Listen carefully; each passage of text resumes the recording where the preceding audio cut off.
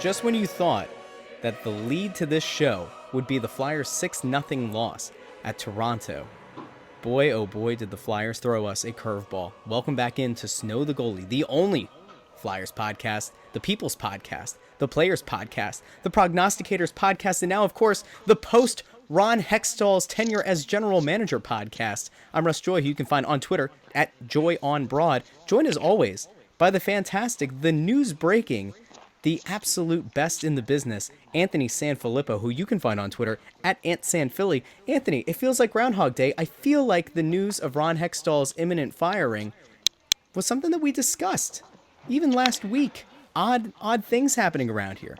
Yeah, I mean, it is something we discussed, but I think that we should, and what we'll do here on this podcast, Russ, is we will actually, as much as I can, without revealing sources, but we should take people through the steps of how this came to be, how we came to know about it, because it first fell into my lap on Friday while we were at the arena for the Flyers-Rangers game. And if I remember correctly, we didn't actually discuss Hextall potentially being fired in the pregame press row show. It was after that. It was, I believe, the intermission one when we first started talking about it. And the story behind it is after we had done our press row show pregame, someone had reached out to me from within the organization. And that's the most I can say about it. I got to protect sources as best I can, unfortunately.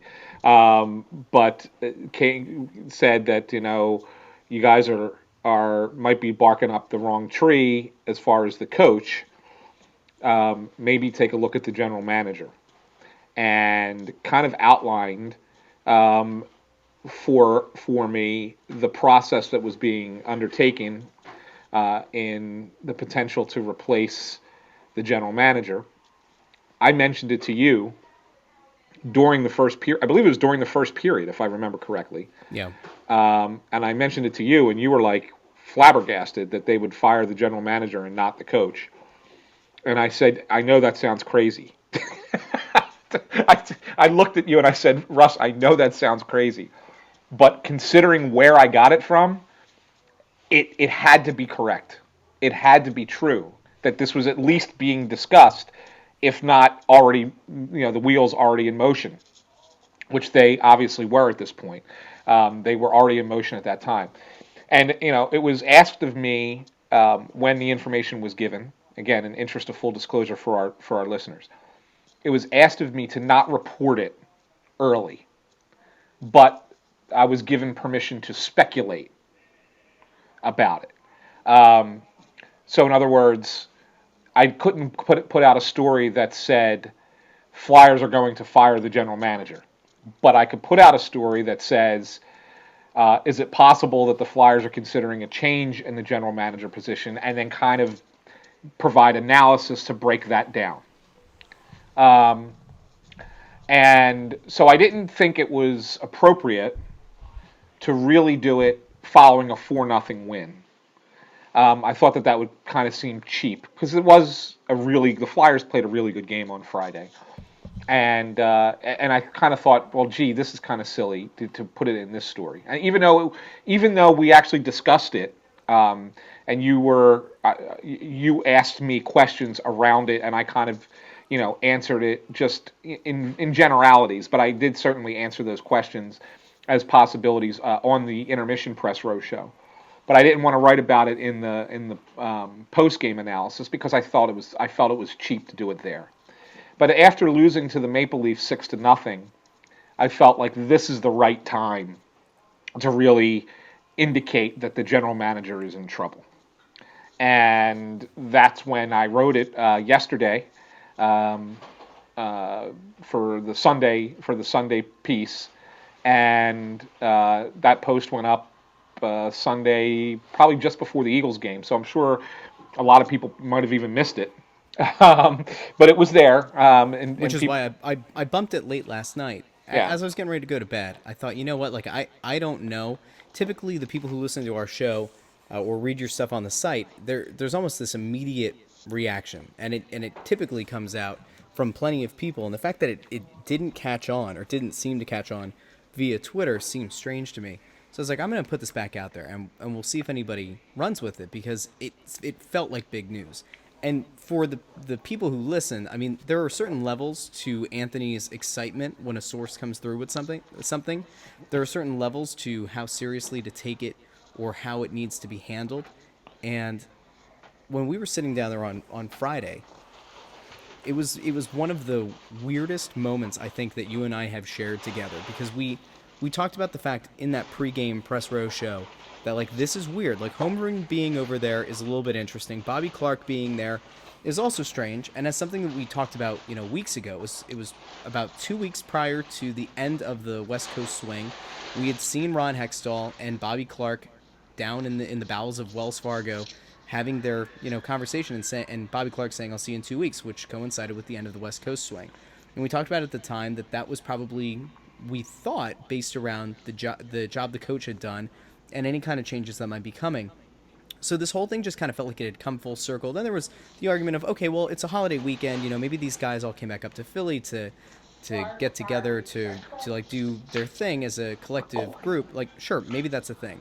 But as we went through pregame, went through our show, which we did 40 minutes pregame on Facebook Live and on Periscope, with plenty of fan reaction and questions and everything. When we noted the fact that those guys were over there, it felt strange. And yeah, it was, I think, almost immediately after we stopped recording, you got that info. I went and grabbed a little, oh yeah, that's right, I relocated because I wasn't originally seated next to you. I moved down, grabbed my M&Ms, did not get popcorn, which was a bad omen for anybody, I guess. Got the M&Ms, popped it down next to you, and that's where you took a very decidedly exaggerated tone with me. And we're very much leaning in, trying to lean away from anybody who might be listening in. And it felt like we were about to, I don't know, overrun the CIA. Like, I don't know. It felt like we were trying to, break into a bank or something. Yeah. What, and the way that you phrased it was, what if I told you that the coach is safe for the time being, but the general manager is in real trouble? And, like, all of a sudden, like, the thoughts that popped through my head were, and we talked about this, and you mentioned, like, there was a gentle dance that we had to do, I think, in that first intermission show, but the questions around, if this were to happen, does it make sense? And I said consistently that it didn't seem to fall in line with what this organization is and how they treat their former players and the people who are part of the Flyers family. And everything about this, to me, ran counter to, what's happened. I mean, if we're fair, Paul Holmgren has been responsible in the past for some of the poor moves and poor financial decisions. Andrew McDonald comes to mind, of contracts that have been given out that I thought Ron Hextall had done a great job of getting the team out from under. And it doesn't mean that Holmgren did a terrible job. It doesn't mean that Hextall did a terrible job. I felt like a lot of it was damage control. And to some extent, we've talked about the fact that Hextall is by no means a Sam Hinkie. But, like, if you look at the kind of teams that these guys both came into, they were overpaid. There were overpaid players for a mediocre team with little to no future prospects or future hope. And, like, I guess at some point we will kind of do a breakdown of what Hextall's tenure really looked like and what he did well, what he did poorly. But the concept to me as of Friday of them moving on from the GM just didn't seem to align with anything. And then it was a question of, is it really so much that the ownership or whoever is going to end up making this choice believes that this is Hextall's fault for not equipping Dave Hextall with the appropriate coaches and players? These were all things that I think we had talked about. And honestly, one of the things that stood out to me is it felt like, at least with Ian LaPerriere, and I'm not sure about Knobloch, but I don't know how many of these coaches Dave Hextall was actually allowed to fire or to bring on. I don't know if there was an encouragement from Hextall's front office to say, keep the guys on staff that are already here. I don't know if Dave Hextall was ever actually put in position to have full autonomy over what's gone on the bench and in the dressing room. So I don't know your thoughts on that, but we definitely talked about it, and it still feels weird. I'm not surprised that this happened, but it just feels strange with the way that it went down. Yeah, it was strange. And, we've been, this isn't like it's not like this is something that we just first started talking about on Friday. We did talk about this prior to Friday, right? I mean, we did discuss it briefly, and hey, we can't just look at the coach. We got to look at the general manager too. He constructed this team, but I didn't think that we honestly believed prior to Friday that this was a real possibility, at least not in the near term. So Friday was the very first time we had heard about it, obviously, and I've been trying to wrap my head around the whole thing um, since then, and it really, I get it. It makes some sense, but I also think that if I'm looking for why it happened when it happened, as opposed to in the off, I mean, general managers don't usually get fired in season. And 23 games in at that. Right, I mean, really. I mean, that's what makes this so awkward. So why does it happen Also, the now? language of the release, but we'll get back to that. Yeah, we'll get to that. But so why does it happen now? Makes me think that this ends up being a decision, whether it's right or wrong. We'll find out down the road. But it really makes me think that this is a decision that comes from above Paul Holmgren. I think this is a decision that comes from probably Dave Scott, who's answering to Brian Roberts at Comcast. And I think it probably has a lot to do with the fact that you're seeing some diminishing numbers with the organization as far as attendance and merchandise and things of that nature. And I was actually having a conversation earlier today with someone saying that it could have happened even sooner if Gritty didn't take off the way he did. Because I think Gritty kind of gave them a little bit of, an unexpected positive marketing angle for the franchise. And that maybe bought them some time to see if the team could, get themselves straightened out. But that I think that this is, usually decisions of this kind aren't something that is, things that are made quickly. And I think it's funny to compare, saying, oh, well, Gritty was kind of saving Hextall's job. I don't think that, it's that specific. But at the same time, I also don't think that it's that far off base either. I think that a lot of the decision here is made from a business side of things for the Flyers, more so than a personnel side of things for the Flyers. Does that make sense to you? No, it does. Absolutely does. I was just looking back over the language of the release, and I was listening to Giroux in one ear and you in the other. Uh, I find a lot of this to be strange, at best. Let's look at the release really quick.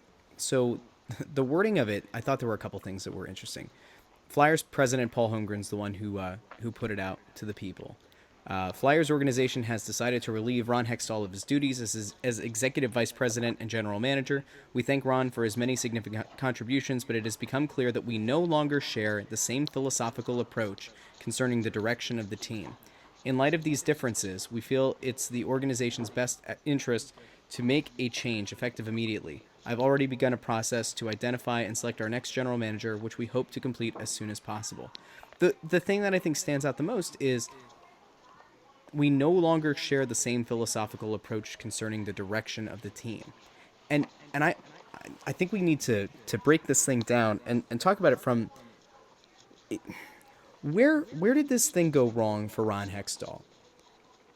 The fans have wanted Dave Hextall's head on a platter for quite some time. And I think to some extent, like we've broken down the reasons why wanting Hextall fired is justified. But we've also talked about the fact that there have been things that he's done this season that have actually been at least somewhat encouraging, especially with playing younger guys, putting them in positions to be successful. We talked multiple times about his deployment of Travis Sanheim, getting him into situations where he's not up against the opposing team's top line, allowing him to find success at this speed and at this level. And like, for as much as people hated the fact that he sat Sanheim, he's sat Gudis in the past, it's ended up working out. These guys have gotten better. They've developed. Is it a coaching thing? Is this more that the organization is disappointed in the lack of return, coming through the turnstiles, as you just mentioned and we've talked about before, the fact that, the seats might be bought, but that's all lost revenue in terms of parking, in terms of concessions, purchases being made at the team store. Or is this something where the team, as a bunch of hockey guys, are disgusted and embarrassed by the fact that the Flyers have gone through 5 goaltenders in 23 games? Is it a hockey decision? Is it because Hextall was unwilling to part with his coach? I mean, I think if it was that, though, that we would have also seen the coach taken out as well, right? Is it something where Hextall doesn't want to make a trade of a core piece, and the rest of the organization knows that that's what needs to happen going forward? Like, these are all things that I can't figure out fundamentally. What is the philosophical approach that these guys don't agree on? Do you have any thoughts on Yeah, that? yeah, I do, and I think it's pretty simple. I think it's enough with rebuilding and waiting and being patient and taking time, and you know we need to win now. We've given you 3 years of mediocrity, and we've accepted that, and it's now time to win. And I think that was probably an edict that was given to him at the end of last season. And so then he goes into the offseason. The only move is JVR. Nothing else is addressed. The other issues that this team really had that we knew at the end of last season was that they could probably use another goalie. Not to say that Brian Elliott was the problem, but you couldn't go into the season with a guy coming off of a significant core muscle injury, which just for people who don't really know what that is, it's a hernia. Okay, so the guy is a goalie who had a hernia, and so when you've had a hernia and then you continue to play goalie, you're going to have another hernia. You're going to have continued problems with abdominally, and so you really needed a second NHL quality goalie on this team. He resisted in bringing that player in. The penalty kill was a disaster last year. He brought no one in to improve the penalty kill. Though, in fairness, when we interviewed him in the spring, that was one of the things that we focused in on, was the penalty kill. And the guy that he had brought up, at least internally, was Nick Abikubel, who was here, played, 6 to 9 minutes, give or take, per game, before he was sent down in favor of Tyrell Goulbourne. Like, he did kind of allude to the fact that he didn't intend on filling the PK role in free agency. He did make it sound more like it was going to be, something done He internally. did. Oh, he was honest with us. So I mean, Russ. he very much he was he told us the truth. I mean, Yeah. he didn't say we're looking to free agency to shore up the PK. He brought up the fact that guys would be brought up. He specifically mentioned Nick Abikubel, and like, ultimately it didn't work, or the coach didn't deploy him the way that I think fundamentally, maybe this is a difference in opinion, but like, he didn't deploy him in PK situations. He barely played him in the game at all, and he being Hextall. All right, that's a side note. Go on. No, I mean, he was honest with us, but he didn't address it. Whether just because he was honest with us, and we appreciate that, that doesn't necessarily mean it was correct. So it was an issue that wasn't addressed. Defensively, they were a mess defensively last year, and he didn't do anything to address the defensive problems this year. And we can all sit here and blame the coach, and I do think there are things structurally with the way that Dave Hextall coaches this team that are, inherently taken advantage of by opposition in game. But if you had better players, maybe that system would work better. But the Flyers don't seem to have those players, and I think that was the big thing. Like, Hextall doubled down on his team, on the guys he had on this team. He doubled down on the players that he's brought in here. Because really, when you look at this roster, I mean, how many of them are here prior to Hextall? The core, right? That's pretty much it. I mean, the core, who's gone through 3 coaches, yeah, or is on their third coach, and quite frankly, they haven't gotten it done. So when fans want to call for the trade of one of these guys, or they question openly if this core is really the group to lead this team to the next level, like, I don't blame them now, right? Like, something's going to give at some point, but over the course of 3 coaches, you know what you are. You're about a 500 club. Blame the coach all you want. You can, but like, if you're going to do that, then you've got to go back and, I guess, to some extent blame Peter Laviolette. You've got to blame Craig Berube, and they have to blame Dave Hextall. I don't know. Like at some point, do we have to start looking at the players more in this? And there have been a couple things that I've been somewhat turned off by in being down there and covering the team. Specifically about guys no showing media availabilities. Now maybe it's more common. Maybe this is just me in my first go around not totally grasping the way that things typically work. But there have been a few core guys who multiple times have been requested, we've been told would be there, and then they no show. And it's not just like it's after a loss; it's also happened after wins. So I'm not going to hold that against a guy and say that that has any bearing on how he plays on the ice. But like there are certain things that I think fundamentally are flawed with this team, and it goes beyond the GM, it goes beyond the coach, and like I don't know, if this is going to be the thing that triggers the upper management to really give a solid look at, is this core group the group of guys going forward that we need? Is this captain the right guy going forward? Is Jake Voracek a guy that we need to build around? I don't know if it's there. I've already openly questioned, the last episode I questioned the fact, this younger group that's coming through that is going to be the future of the team. That probably includes guys like Ghost, Provi, TK, Nolan Patrick. Like, did those guys sit down and honestly care what this leadership group has to say? Because either the message is getting lost on the coach, it's getting lost by the leadership core, or to these young kids, it's just like, they see the leadership group as just an extension of the coach, and maybe that's why they're tuning them out. But like, to go out and get crushed 6-0 by Toronto, it's not a surprising result. It's surprising how they got there. I'm just continuing to wonder as I put together these helter-skelter thoughts, like, all right, the GM's gone. Now it's down to the coach and it's down to the players. And, I want to keep breaking down Hextall, but like at some point, I feel like that has to be the next thing that we take a look at. Not just us, but the rest of the media, the rest of the fan base. If this thing doesn't turn around, and I don't really know how much switching GMs is going to change anything unless the next guy in, blows up the core or, makes a big move or, reshuffles or shuffles the deck in coaching. I don't know what we can expect that would be any different. Right. Well, I will say this. I mean, part of the reason that the coaching changes, and this could be head coach or assistant coaches and staff, haven't happened yet. And as I put in the story that was published on Sunday, and I still stand by, obviously, that I think that there are coaching changes that are coming to the staff. It might not be for Hextall, but his assistants for sure. The reason that they didn't happen first is because the way it's done in hockey, and I guess in all sports really, but the GM really gets to choose the people that he has working for him. So if the new GM, whoever it is, comes in and decides he wants to make changes with the coaching staff, he's going to make that decision. So it's not going to be an impulsive upper management decision. That's not to say it hasn't happened before. When Ken Hitchcock was fired in the fall of 2006, he was ousted at the same time as Bob Clark was ousted as GM.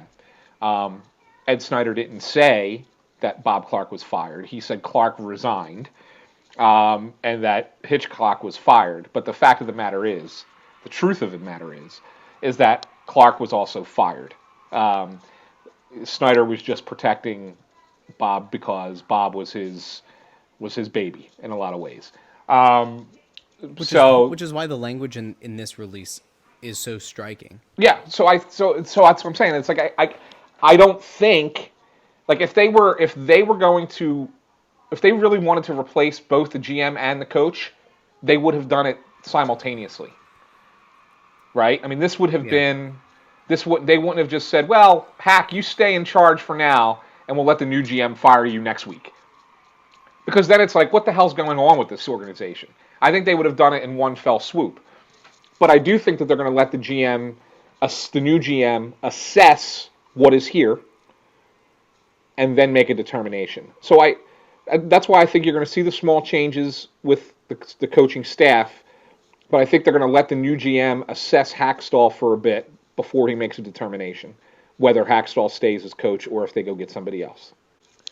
Are there any coaches on this staff that you think are in jeopardy right now? Like, are the most likely one, right, or the one that most fans have been clamoring for outside of Dave Haxtell himself, is Ian LaPerriere. Do you see a scenario where whoever the next GM is could be Lombardi? There have been a few other names thrown about that we'll discuss, but is there anybody who you think is really legitimately on a hot seat right now Yeah, as an assistant to Haxtell? I think Leperrier for sure is. As I wrote in the piece on Sunday, I think Leperrier gets replaced by Scott Gordon, who is the current head coach of the Phantoms, for no other reason other than Scott Gordon has a track record of coaching good penalty kills, both at the NHL and the AHL level.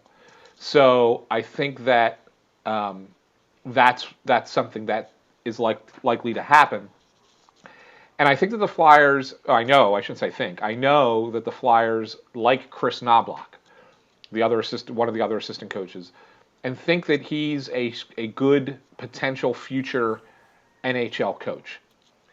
But I don't think that they look at him as a guy that you could replace Hackstall with, just coming from an assistant coaching position and having never coached professionally. The furthest he ever was a head coach was with the Erie Otters, and in junior hockey, and then came right to the Flyers as an assistant coach. And I don't think that they would go from one coach with no experience to another coach with no experience, professional coaching wise, that is. So I think that what they'll do is they will send Knobloch down to the Phantoms to be the Phantoms head coach. The guy that I'm not sure about at this point is Gordon Murphy, who was kind of brought in here with Hackstall. Is he a Hackstall guy? Is he he does have a history as, he was a player for the Flyers, back in the 90s. So, I don't know if there's a connection to Hackstall or if he was just brought in by Hextall when Hextall was the GM. So he's the one guy I'm not 100% on where he goes from here. But I do think there will be changes to the coaching staff. And I think it's going to be Leperriere out, Gordon comes up, and Knobloch goes down to the Phantoms. Let me ask you conceptually. I remember bringing this up to you on the Press Row show, but I don't know how many of our listeners were tuned into that. We had a lot of people tuned in, but I don't know if everybody saw it. So when I think of the fact that now the GM is gone, the coach is still here, would I add a line in speculating that perhaps the team had already reached out to a couple candidates, or in theory, if they were going to reach out to candidates, the most notable one, the one that the fans seem to clamor the most for, is Joel Quenneville. Is it possible that they've reached out to his representatives and have just gotten back the feedback that he's not interested, at least at this time? And that's why we saw, maybe that's not why Hextall was the one to lose his job, but maybe that's why we didn't see a joint dismissal of both Hextall and Haxtall. It's possible. But I don't think that that's the case. I don't think that it's that somebody didn't want to come here to coach, and therefore it must be something with the makeup of the team, and so therefore blame the general manager. I really do believe that it's tied into two things. One, they're tired of waiting for winning. And two, it's affecting the bottom line. And until those two, and I think that they gave him an opportunity to see if those things could change. And when they didn't, that's why, his head went on the chopping block first. And they all know it. Every player on the team, every coach on the team, they all know right now that nobody is safe. Yeah. And anything can happen. And that could be a message as well. That could be like, all right, this is really your last chance. Either get this thing squared away and figured out, or you could be gone next.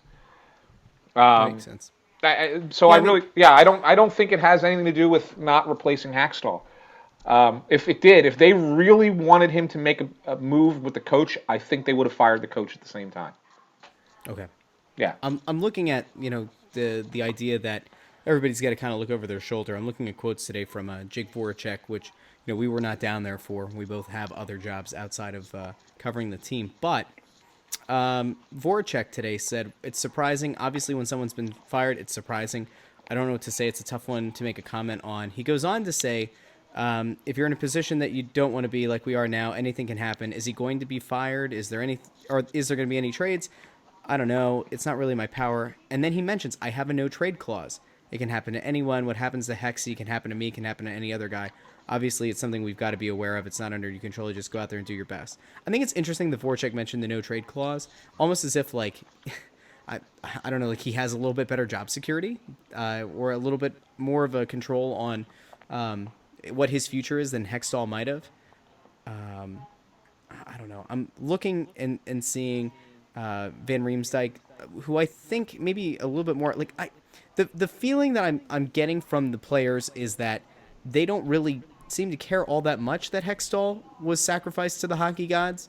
Van Riemsdyk maybe a little bit more because he was brought back and was given that big contract. He was the one who said it's a bit of a shock to the system and we haven't been as good as we can be as a team on the ice. Going on to say that they're going to have to stick together as a team, all that.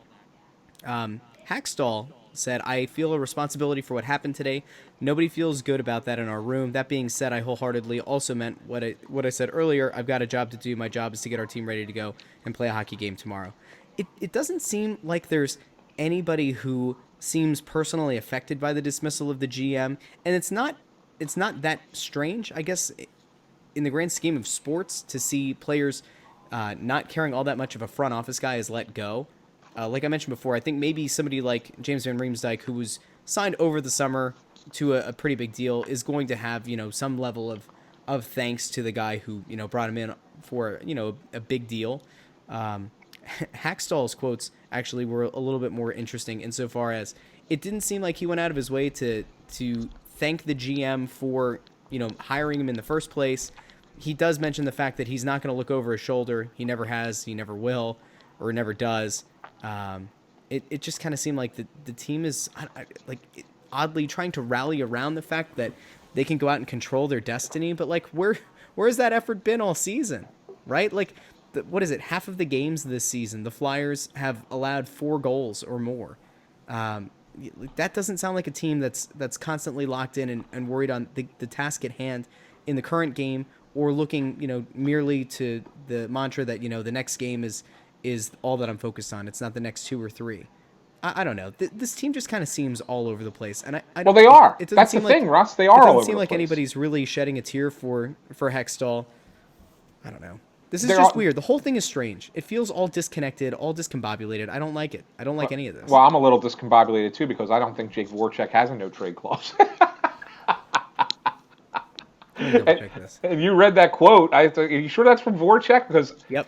As far as I'm concerned, as far as I know, and I'm double checking it just to make sure. Like I'm looking on Cap Friendly. The only guys who have no trade clause on this team are Giroux. Giroux has a full no movement clause, and Wayne Simmons has a modified no trade clause. That's it. I mean, no one else. All right, correction. He said, I have no trade clause. That was weird. Very strange phrasing. Thanks, Jake. So, okay, disregard what I said before. Voracek does not think mistakenly that he has a no trade clause. He knows he doesn't have one. That kind of reframes some of this. I remember thinking like that does seem strange. I'm glad you pointed that out as well. Yeah, he doesn't have a no trade clause. Hence, he has massive value on the trade market. Okay. Yeah. I feel a little bit better now. Yeah, and I think that's why, to me, he's the number one guy that you would move off of this team because he's the one that will bring you value. Because he signed for this season and 5 more after it.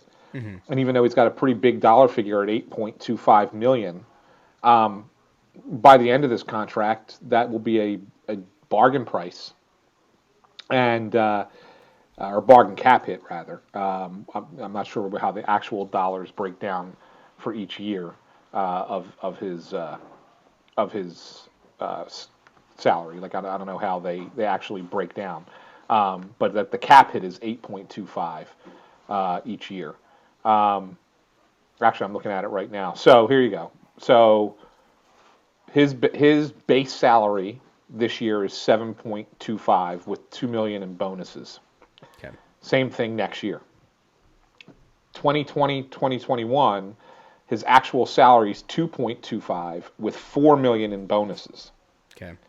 And then in 21-22, he gets 7.5 flat. 22-23, 1.25 million base salary with 5 million in bonuses. And then 23-24, 7.5 flat.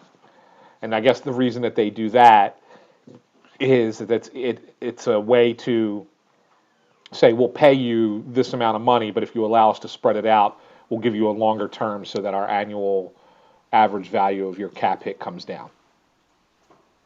Make sense? Yeah. Do you follow that? Okay. Yep. So that's kind of how that works. So there you go. But yeah, I mean, back to the point. I mean, we're not sitting here talking about Jake Voracek's trade value. We all know that it's pretty high.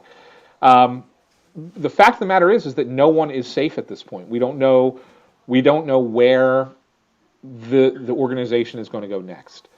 We should really start looking at potential general managers. Before we do that, really Go quick, ahead. is it strange to you that nobody who was responsible for the decision to get rid of Ron Hextall made themselves available to the media today? Like, doesn't this seem kind of scapegoaty? Like, where's Paul Holmgren? Where is anybody from upper management to have this discussion? Like, I don't expect a formal press conference to be called, but nobody's going to be around. Nobody's going to make themselves available. Like, why should it only be on the coach and the leadership core to answer questions? I'm going to give you an answer. Okay. I'm not saying this justifies it, but I think this makes sense as to why this happened this way. So the team had a practice today, and players and the coach need to be made available to talk about this. I mean, you have to get response from these guys. They don't want them to talk about it on a game day.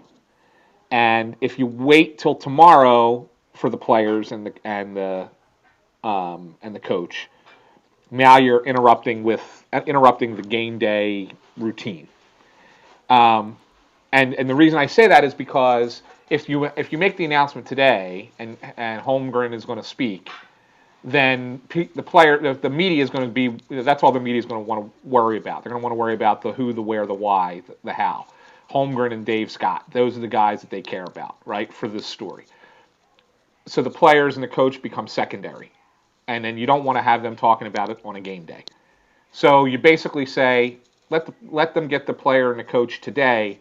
We'll take the game day, and then we'll talk about it that way. That's if I'm just trying to piece together the rationale for why it was done this way. That's how I get it. That's what I come to. All right. Is it the best way to do it? Maybe not. I guess it makes sense, but I don't like it at all. Yeah. I just think you get out in front of it and you show, again, like that to me is almost like a show of disrespect for not making yourself available. I don't know.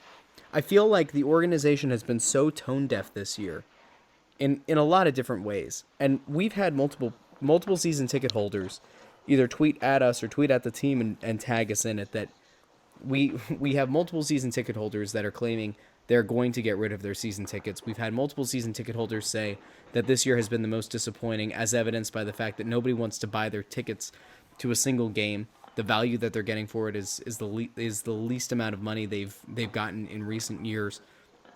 We can even go back to Gritty.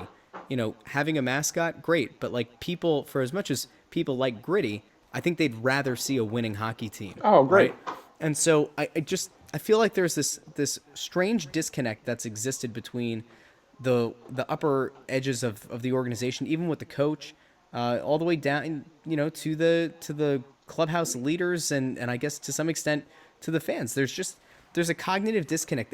There's no vision as of right now that we've been able to say, at least going into the season. It doesn't feel like there's been any sort of vision of how to make this team more competitive and how to get the fans engaged with either liking their players more, getting them to buy into whatever the vision had been from Ron Hextall, and now I don't know, man. I'm just looking at this thing thinking, all right, they finally made a move. I just don't know if it's the right one, and I don't see a scenario where this team ends up playing any better. It's not like they're going to go out and be galvanized, oh, go out there and win it for Hexy. Let's go on a 3-game win streak. Win it for Hexy.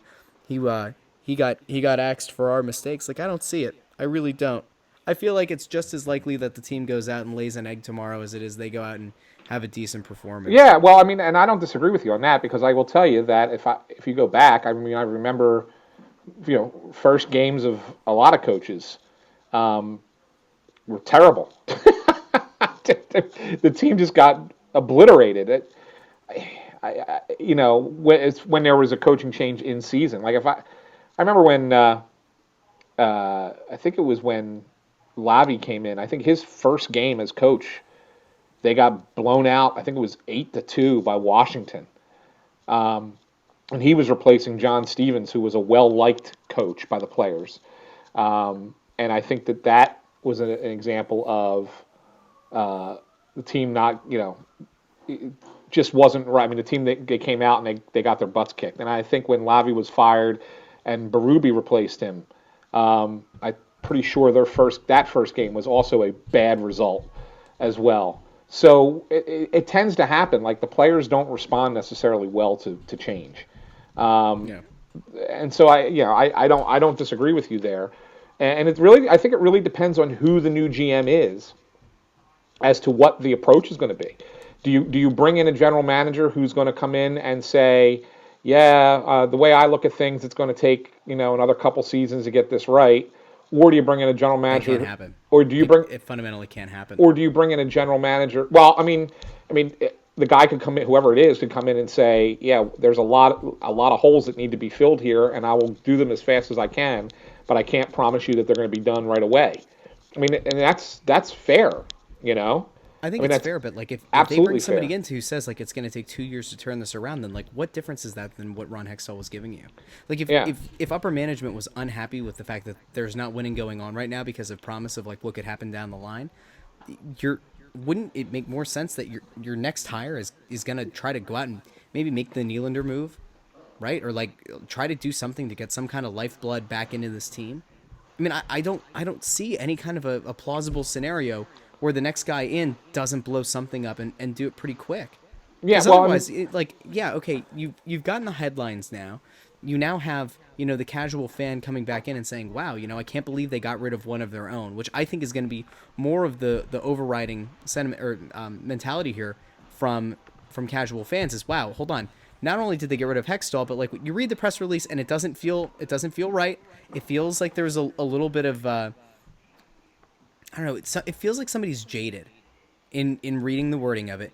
If you're a casual fan now, you say, wow, Hextall was a Flyer. He was one of those guys. Is this the signaling of them going outside of the organization and really fundamentally changing what's been done, what business as usual has been for the Flyers for years? And I think that would also kind of fly in the face of what Hextall actually did. I don't feel like he did a ton of, what we've gotten used to, which is you sell the young guys off to go for all-in moves for, an early playoff exit. Like that to me is what being a Flyers fan was for a long time. And for better or worse, and obviously in his case, job security wise, for worse for Hextall, the idea of building to something that's long-term sustainable and doesn't get you into financial hell, like that to me is him going totally against the grain.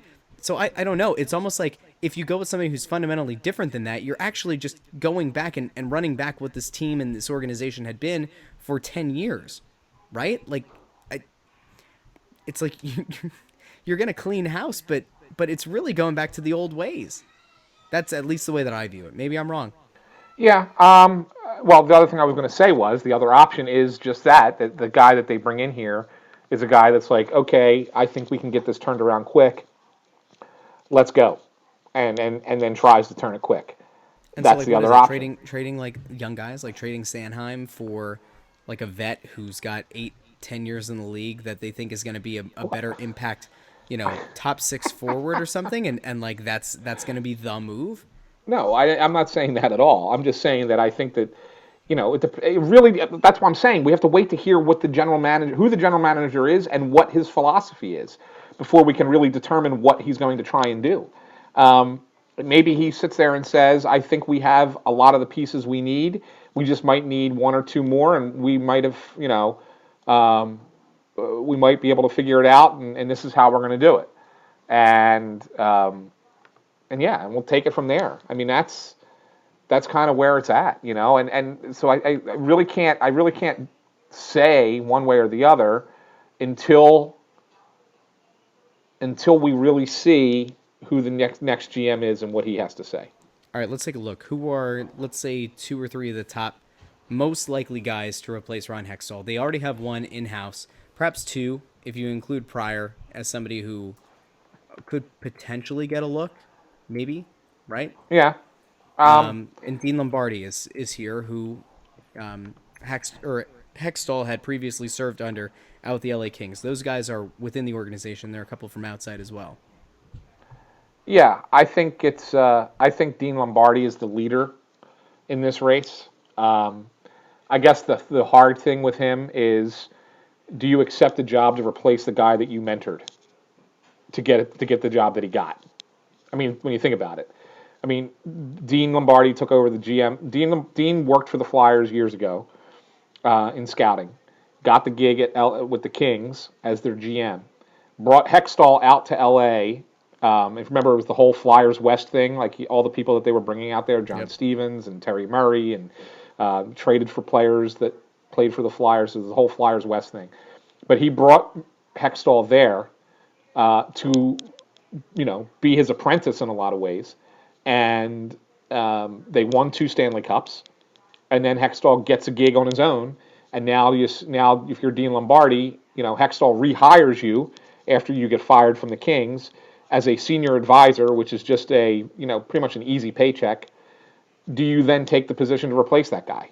You know what I'm saying? It's kind of an awkward situation. Yeah. So I guess that really comes down to Dean Lombardi. But I have a feeling that's who Paul Holmgren wants in the position.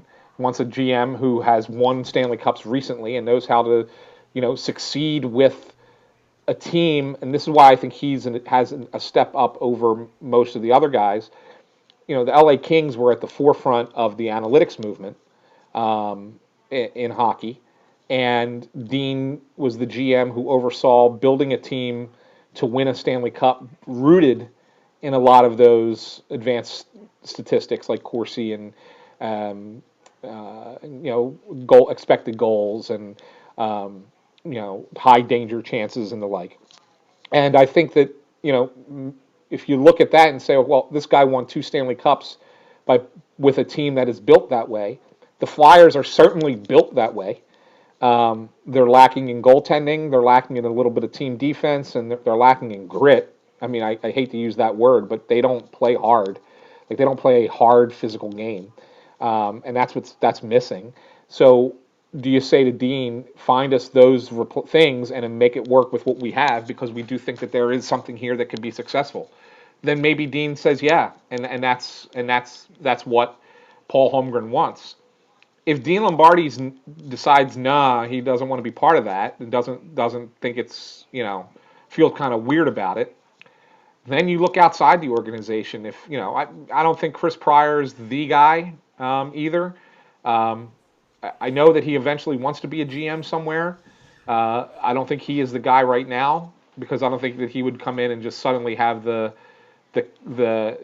cachet to turn this team into an instant contender. And if you look outside, some of the names that have been mentioned, Ron Francis, Formerly the Canes, who was with the Carolina Hurricanes, was their GM for the previous 4 seasons, and then it was a weird thing what happened with him in Carolina. He was promoted. He was removed as the GM in March and promoted to president of the team. Sounds like Paul Holmgren, right? Right? And then a month later, he was relieved as president. So it was it was weird. It was strange. And the story that got out since then was that Carolina was trying to do things on the cheap, that they didn't want to have to pay big money for management and coaches. So they wanted to kind of do things on a shoestring budget. And so that's why Francis was removed. But Francis, in a lot of ways, did things like Holmgren did. If you look at his track record as GM, drafting a bunch of young defensemen and getting them, getting them into the NHL when they were ready, and building that way out. So there was a real patience level in Carolina too. You probably get away with it a little bit more in Carolina because it's not a major market. But at the same time, it's not too different of a general manager than what you had here. The other name is Chuck Fletcher. Chuck was an assistant GM under Ray Shero in Pittsburgh when they won their cups. He then went to Minnesota and was the GM in Minnesota. And he's kind of looking for a gig now too. I don't necessarily think he's another guy who really moves the needle. So I think you're looking. I think that's why Lombardi's really the guy that they want because he's got 2 Stanley Cups on his resume as a general manager, whereas these other guys don't. And I think that kind of sends a message that we want to win and win right away, and win as soon as possible. We'll just wait. If Dean Lombardi ends up getting installed, then don't forget you have Daryl Sutter out there who happened to win those Stanley Cups for the Kings as the coach. I can't imagine that could happen, right? Then it becomes Kings East, right? There you go. Does it become more Kings East? Flyers West to Kings Flyers East. West, right? Yeah. Oh my gosh, my kids are absolutely going nuts. I think if you can hear them screaming, I think they just found out that Ron Hextall has been relieved of his duties. They were both big Hexy fans, so this is traumatizing to them. Yeah. There were a lot of questions that we got on Twitter. Let's get to a few of them really quick before we head out. Wow. There's a ton. Oh my God. My mentions are ridiculous. Okay. First question came in, one is actually a comment to you, Anthony, by at Philly Sports Fan, who said, I guess Anthony was on to something. Maybe, you think? Let's see. We had multiple requests for a podcast tonight. Dr. Janitor, right? At the Maniac on Twitter said, shame more people don't realize how great the coverage you two provide is. Snow the Goalie is easily the best Flyers podcast in the city. So that was a comment. Roar68, who's like our number one fan on the Press Row show, sent a picture of Dale Weiss, Dutch Gretzky, as it were, with the thumbs up. All right, here's some actual questions. So Joe Stringer had asked what names are available on the GM market, which we talked about. Let's see. Ted Lieberman enjoys the fact that I've gone heel now, apparently, by saying that people should be pointing out the fact that you were the first one on this. Chris Naffy, at Chris Kringle, 1977, says, what are the specific reasons for the firing? Who is the frontrunner for GM? What becomes of Hextall on the staff? Can we expect trades? And can they please refrain from hiring former Flyers? I think we hit on most of those. The only thing that maybe we didn't talk about is the specific reason for the firing. And, I think, oh my God, they're insane. I think maybe more than anything, I think there are going to be a lot of people, and I've seen a few people that we're down there in scrums with a lot, who I don't know how plugged in they are to the organization, but they're saying that they are pretty confident it's because Hextall refused to fire Hextall. But based on the timeline of the information you received and knowing a few other things that had been brought up as potential moves, I just don't think it was a refusal to fire Hextall. This really does seem like the organization had soured on what Hexy had done, or I guess in some instances what he had not done, right? Yeah, I don't buy into they wanted him to fire the coach and he wouldn't, and he died on that hill. I don't buy into that completely. I really don't. I really think that it has more to do with the things that I said, that it's taking too long, they're not winning, and it's affecting the Wells Fargo Center used to be a guaranteed sellout. They used to announce a sellout every game. And now they don't even announce the attendance anymore. That's how it's gotten to the point where they don't even announce the attendance anymore. And so I think those are the reasons why Ron Hextall is out of a job today, not because he wouldn't fire the coach. Here's a good one from Joe Plaza at JEPlaza14. Says, it seems like Team Lombardi is the odds-on favorite to take over for Hextall. I think he'd be okay as long as he doesn't pull the same crap he did at the end of his time in LA, like Voinov, Richards, bad contracts. Would he be your choice? And will or should Chris Pryor get a shot? You mentioned Pryor already. when you look at the Voinov and Richard situations and bad contracts that Lombardi gave out at the end, do you think it's something that he could even potentially get himself into? It doesn't seem like there's anybody, in terms of bad contracts, it doesn't look like there's anybody who's really up for a new deal that could be overpaid. The only real notable free agent the team has is a guy that we've talked about plenty of times, which is Wayne Simmons, and I just don't see the organization deciding to extend him, especially for big money at the end. Is there anybody that he could theoretically run himself into an issue with? Yeah, no. I think that what people don't realize sometimes is when you're a championship team and you're trying to win repeat championships, as the LA Kings were able to do. A lot of times you have to pay guys or take on a bad contract in order to continue that to try and win within that very limited window that you have to win. And so, I mean, Dean did some really good things early in his tenure with the Kings, and it led to those two cups. And he did make some bad choices at the end of his time in LA, which led to his firing. But I think that that's ultimately kind of the progression of a general manager, especially one that gets success early, or that gets success and then all of a sudden doesn't have success. Well, why did not? Why did that happen? There were bad relationships with people, bad contracts, whatever the case might be. That doesn't necessarily mean that Dean Lombardi was a bad general manager. It just means that he couldn't figure a way to sustain it beyond the window that the Kings had. And that's what I guess separates a great GM from just a good GM. And so in that regard, I think that the Flyers have a lot of cap space. Dean would not be facing the notion of signing existing players to bad contracts. That would probably be something that you would worry about in year 4 or 5 of Dean Lombardi being the GM, as opposed to now. As far as Chris Pryor, look, I'm a big fan of Chris Pryor. We talk, regularly. He's a very good assistant GM. I think he's excellent as a talent evaluator and for really having his finger on the pulse of the young players and prospects, and he gets out to see them and the like. I think that's his strength, and in that regard, I'm not certain that he would be the guy that would get an opportunity here. And maybe that's unfair. You do a job well enough. Why would, and if you're the president and Paul Holmgren or the ownership of the team, and you say, well, oh, this guy does a really good job with this. Why would we want to take him away from that to put him somewhere else? It's kind of it's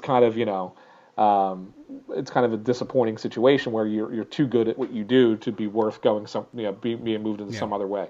So I don't think Pryor's a guy. I think that I think he'll get an interview because out of respect, but I don't think that he's the guy. All right. Next two questions were related to Joel Quenneville. Mike Cassetto said, I think ownership did the right thing. They gave Hextall a lot of latitude over his 5 off seasons as GM, and it was comforting knowing they won't stand for problematic trends that repeatedly went unaddressed. Do you see a realistic chance that Joe Quenneville will be here? Mike Mack actually went further than that and said, is there any chance of Joel Quenneville getting a Patrick Waugh type offer of coach and senior VP of operations? I think we can probably shoot that one down almost immediately. Yeah, I don't, I can't say with any certainty anything about Quenneville until I know who the new GM is. I don't know. I don't think Quenneville is going to be here. But at the same time, depends on who the new GM is and what the new GM says when they finally give him the title, because I think that will be much more indicative of the path forward for the team and the organization than us speculating at this point. I wouldn't shut the door completely on a possibility of Quenneville, but I also wouldn't say that, oh my God, whoever the new guy is, that's the first phone call he's going to make. I just got to see. I got to see who the GM is first before we start figuring out how much longer Dave Hextall has as head coach here. All right, I'm going to combine two questions. One from Jerry Temple and another from Dr. Janitor again. So Jerry Temple had said, what's the GM's most likely first course of action? Find a suitor for Simmons, address goalie situation, remove current coaching staff. Dr. Janitor actually had said, do you believe the new GM will bring up Hart given the goaltending circus going on, or does he allow him to continue to develop at the AHL level? In my mind, I don't see Carter Hart coming up. I don't think it matters who the GM is. He's found such a hard time, I think, adjusting to the AHL. At this point, he had nearly a 4 goals against average going into, I believe, a couple nights ago. He's had a hard time finding his footing. I certainly don't think that the organization is going to look to thrust him into the spotlight. I would be more apt to thinking that there's a possible trade maybe for somebody like Sergei Bobrovsky, which we had talked about on the Press Row show. The cap hit's not that bad. Knowing that going forward, he could cost anywhere from 8 to 9.5 million maybe against the cap for the next few years. That might not be that attractive to fans, but if you're looking for somebody to really be the bridge to Carter Hart and has proven that they can succeed in Philadelphia, Sergei Bobrovsky, you could certainly do worse, right? Yeah, I mean, the way I look at it is Carter Hart's gotten off to a really slow start in the AHL, and that's not unsurprising because you try and play a certain way in goal, and it doesn't. You think that you can get away with some things in a certain style that you played in the Western Hockey League in this instance, and in junior hockey in general, and try and do that at the AHL level, and you realize that there is a significant difference between the talent level at the AHL and the talent level in the junior hockey. Even though it's a minor league, it's significantly better. The AHL is significantly better than the Western Hockey League. And so Carter Hart is struggling through 12 games, really not looked good. That doesn't mean that he's going to not be a good prospect, but it's also evidence that he's not ready to come up into the NHL level and may not be until after next season, for that matter. It really will depend on how he goes the rest of this year. But I mean, I could see him struggling for much of this season and then getting his feet under him next season in the AHL and then being ready for the NHL the following season. So if that's the case, do you trade for a guy and then sign him to an extension? Or do you just wait till the offseason and bring in a guy like Bobrovsky? I think Bobrovsky probably will be looking for 3 to 4 years. Would you be comfortable with Carter Hart backing up Bobrovsky for a couple years? Yeah, I made that argument to you the other day. That's the question. I think that's actually the better way to go about it. I'd rather see them have somebody here on a contract 3-4 years, and then Carter Hart gets brought up and has the ability or the potential to outplay the starter and gain it by virtue of outplaying the guy that's making more money rather than being in a situation where you thrust him into the spotlight before he's ready. I think that's more likely to set him up for long-term success. And to answer Jerry's question real quickly, I think that the very next course of action is to change members of the coaching staff. I think that's the first thing that happens. Okay.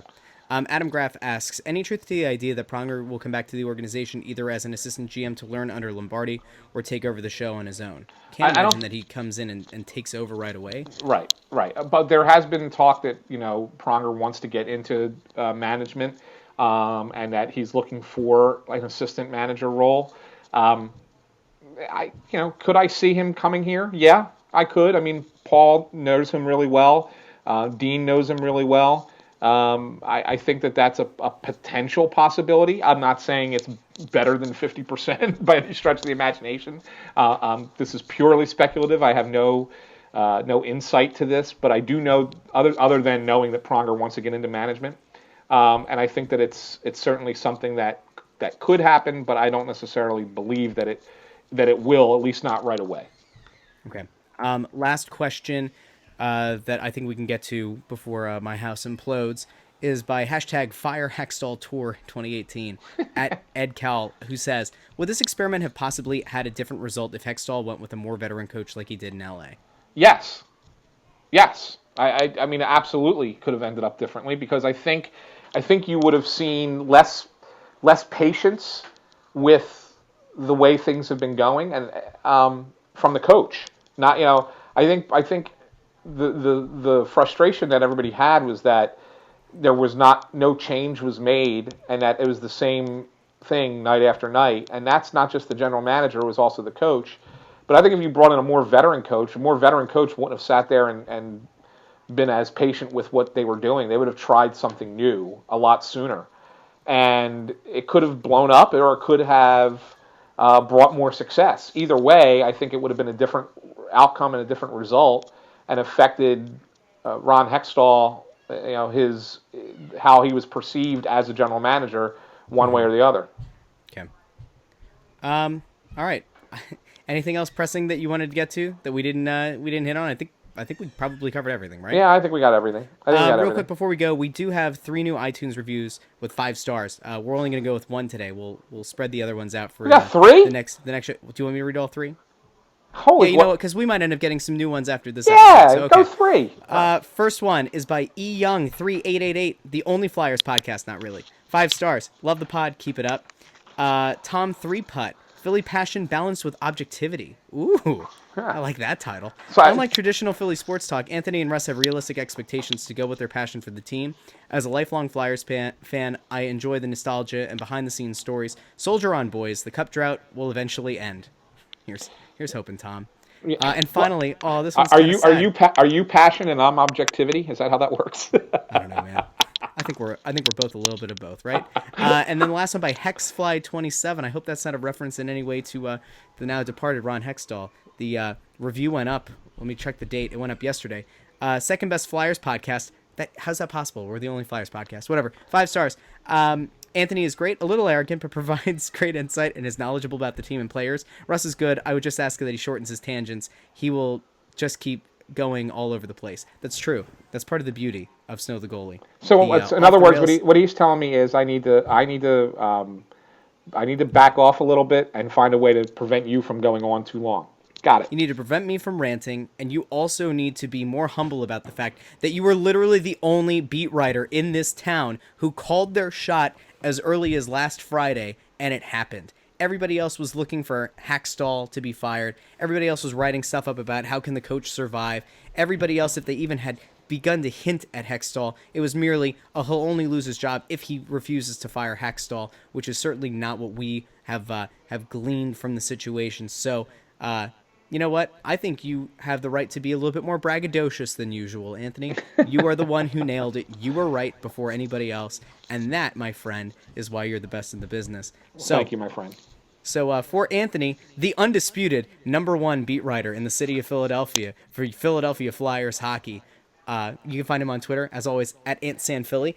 And I'm Russ, his humble, long-winded co-host. You can find @JoyOnBroad. Don't forget, if this is the first time you've listened to the show, or if you've been a faithful follower this whole time, go check out our show. Make sure you subscribe to it in either iTunes, Google Play, Stitcher, wherever else you get your podcasts. If you go into iTunes, to Apple Podcasts, whatever, and leave a 5-star review, that would be great. That helps us climb the charts. And, of course, we are the Only Flyers podcast, so make sure you get the word out about it. And just for fun now, for posterity's sake, go back and listen to our interview with former Flyers GM Ron Hextall that we did back in the spring, and let us know if you got the feeling that he was telling us the truth all along, which I think he was. So that's exciting. All right, I think that's pretty much it. Yeah. For Anthony, we'll be back again maybe later this week. I think definitely later this week with some more recaps of how things have gone. So make sure you check us out a little bit later this week. For Anthony at @SanFilly, I'm Russ at Joy on Broad. Thanks again, as always, for listening, and we will talk to you again very soon. Rest in peace, Ron Hextall.